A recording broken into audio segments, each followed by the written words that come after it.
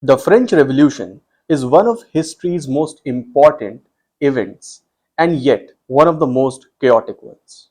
Over the course of 10 years, the most powerful king of entire of Europe ended up being killed by guillotine.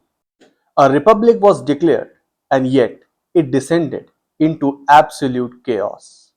And like always, opportunities came for really ambitious people, and a man named Napoleon Bonaparte seized the empire for himself and sat on the throne. You're watching Historicity. I am Shreyas Agnihotri. So now let's dive in to the history of French Revolution, how it spiraled and went so violently wrong in just 10 minutes. Welcome to the Palace of Versailles, the center of power in pre-revolutionary France, so-called ancient regime.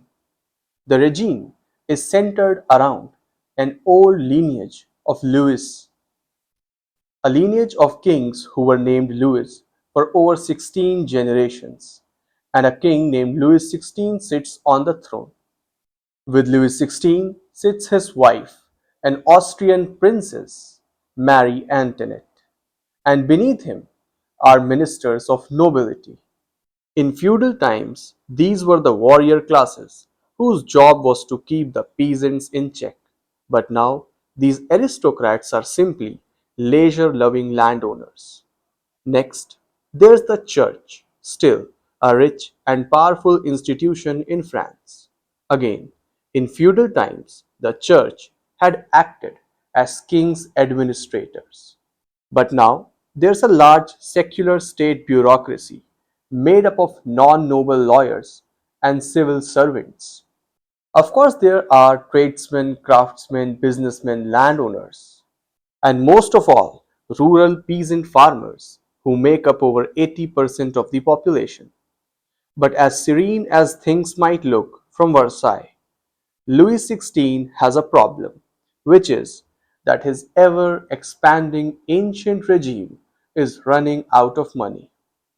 Louis XVI has a problem, which is that his ever expanding ancient regime, states of the king, the nobles, the church, the army, and the state bureaucracy, is all very expensive.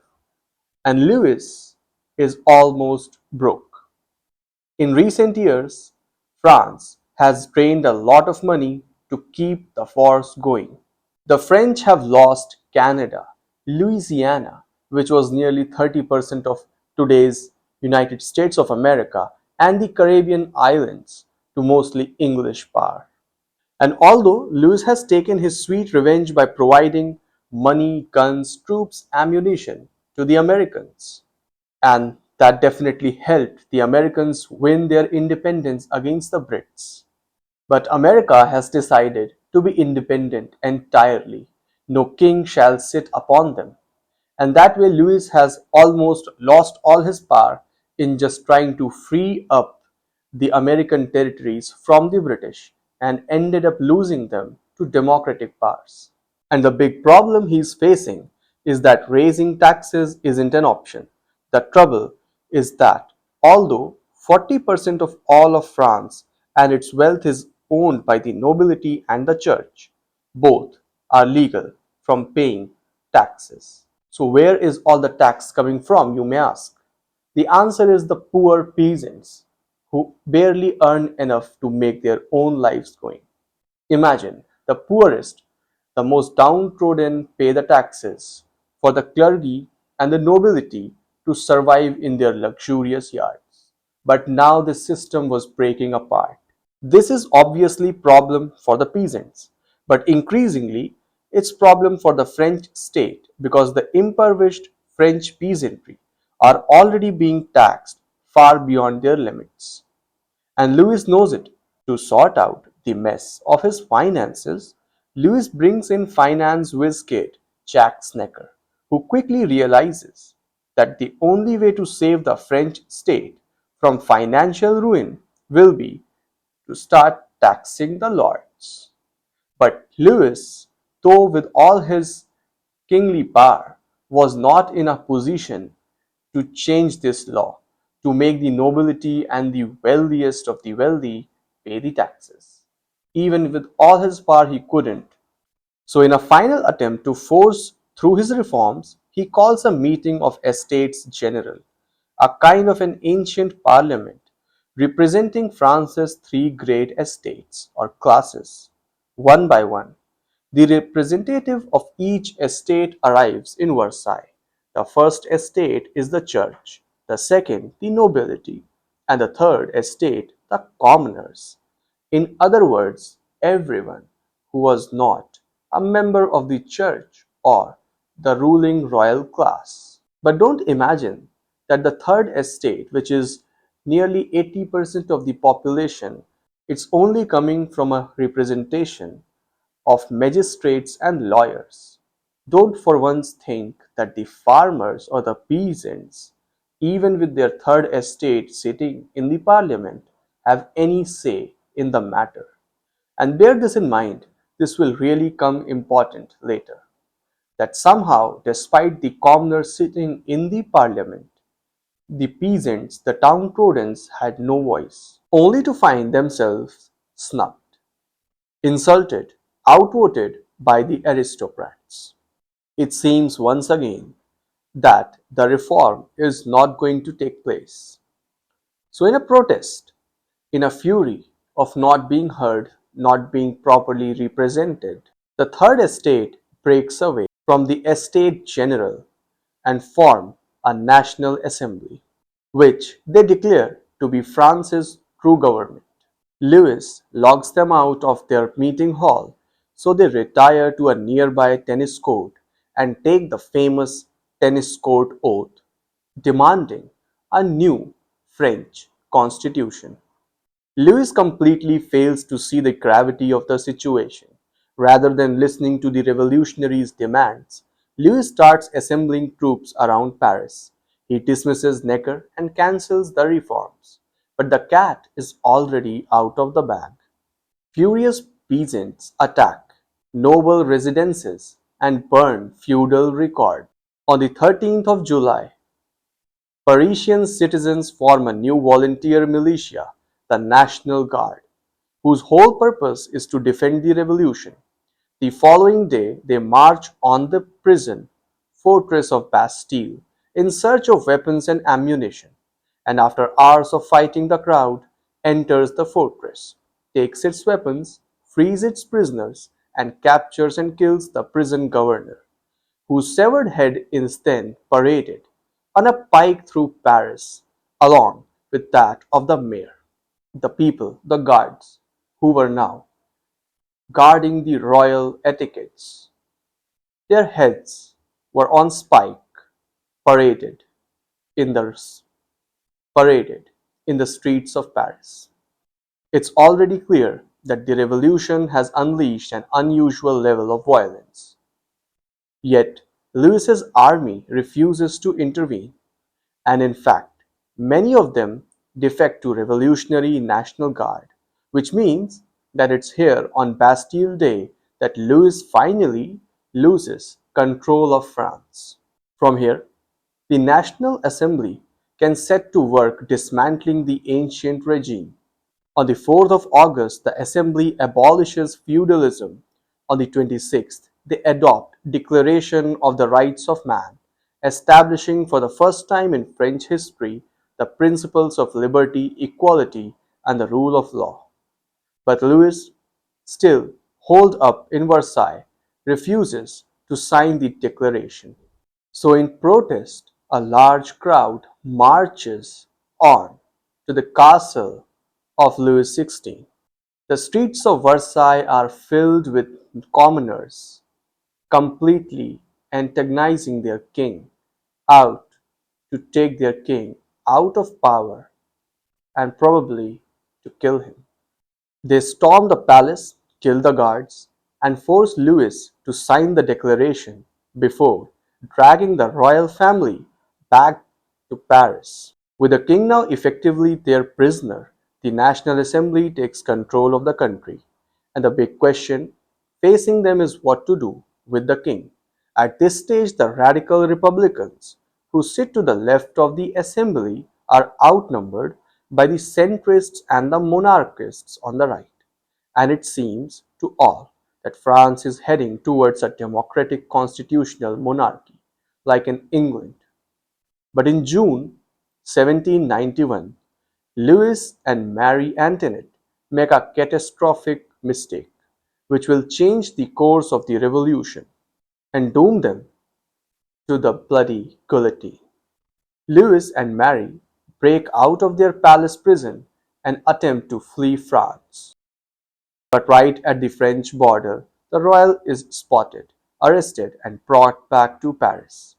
In response to Louis's foreign allies invade France. In the mind of the revolutionaries, Louis has now betrayed his country. It's clear that he never had any intention of accepting the new role as a limited monarch. Parisian radicals enter the city's prisons and slaughter over 1,000 inmates suspected of harboring royalist sympathies. Next, they storm the royal chambers of the Tuileries Palace and drag Louis and his family to jail. This is dubbed by the radicals the Second Constitution. It is the end of the monarchy and the birth of republican. The king is put through a trial for treason against France and is sentenced to be killed by guillotine. Louis XVI meets with his family in his cell at the Temple prison in Paris. They will not see each other again. The following day, on 21st of January, Louis is executed by guillotine, beheaded. Marie Antoinette follows him a few months later. After Louis's execution, the king's former supporters are denounced as traitors, as always happens in any sort of revolutionary, as always happens whenever a revolution takes place in any society. They seize control of the Paris Commune and the National Guard and establish the ruthless Committee of Public Safety to eradicate both foreign and internal enemies. Maximilien Robespierre and the radicals are now free to implement their utopian vision of France. The aristocracy is outlawed. Traditional titles like Monsieur or Madame are banned in favor of the egalitarian citizen. Many of the Catholic priests are made to take guillotine, and Robespierre's cult of the Supreme Being is adopted as state religion. In the name of the reason, they even introduce a decimalized system for counting time, a 10-day week with each day divided into 10 hours, each hours into 100 minutes, each minute into 100 seconds.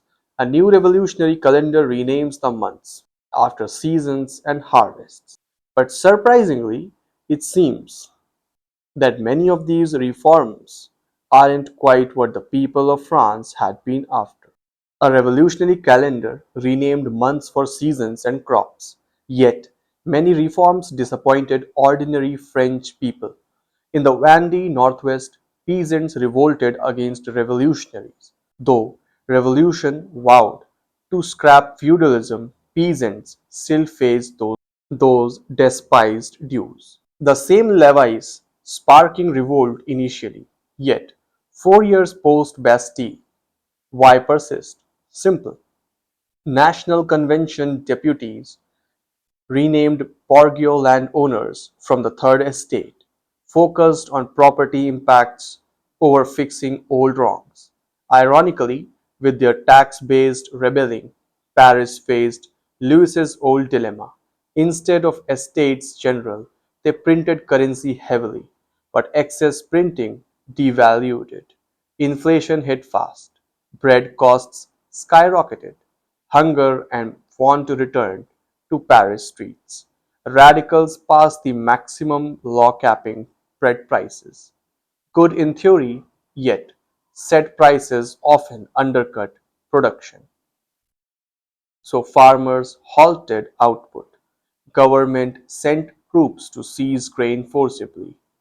There they began de-Christianizing rural areas, further angering peasants. As civil war renewed, the economy worsened. Inflation turned hyper. Radicals broadened maximum law to all goods. Output ceased. By summer 1793, conditions exceeded Louis's era's vows. Rather than adjust, radicals chose violence for control. Rival party members were purged. Regime blamed shortages on hoarders and counter-revolutionaries. Economic offenses like overpricing bread now meant death. On September 5th, 1793, Robespierre told France the sole revolution's savior was terror rule. Under the notorious law of the prairial, insulting virtue, criticizing patriotism, or deceiving citizens became capital crime. By 1794, provincial revolts were mostly suppressed. To eliminate remnants, infernal columns torched villages, clenched countrysides via shooting. Downing and guillotine. Vendée alone saw over 100,000 peasants dead. In Paris, revolutionary tribunal dispatched thousands to guillotine on mere accusations. Terror, violence ran unchecked. No one escaped. Even radicals like Georges Danton urged ending terror, earning his own guillotine with many others. At last, Thermidor coup saw Robespierre denounced in convention. He shot his jaw and pushed suicide before guillotine. Post Thermidor, terror ceased after a white terror against radicals. Maximum law ended. Soon, France's huge army, built by revolutionaries, gave dictatorial rule to Napoleon. France gained an emperor, then king again. Revolution finished. Nearly all its chiefs perished. Whether the carnage achieved lasting gains remains unanswered.